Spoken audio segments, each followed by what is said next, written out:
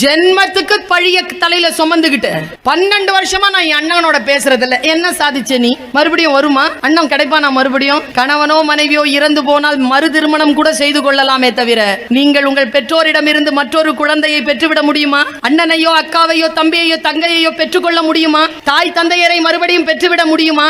சிறிய சிறிய கோபங்களுக்காக பெரிய பெரிய இழப்புகளில் நாம் இருக்கின்ற பொழுது நம்முடைய குழந்தை எப்படி வளரும் என்பதனை நீங்கள் நினைவில் வைத்துக் கொள்ளுங்கள்.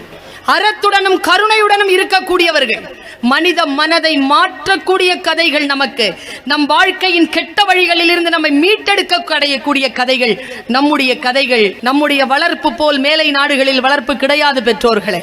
இதை நாம் கெடுத்து கொள்ளாமல் இருக்க வேண்டும் என்றால் நம்முடைய மரபு சார்ந்த உடை, மரபு சார்ந்த உணவு, மரபு சார்ந்த சிந்தனைகளில், இறை கொள்கைகளில் நாம் அடியோடு நம்மை இணைத்து கொண்டிருக்க வேண்டும். அப்பொழுதுதான் நாம் நல்ல பெற்றோர்களாக இருக்க முடியும்.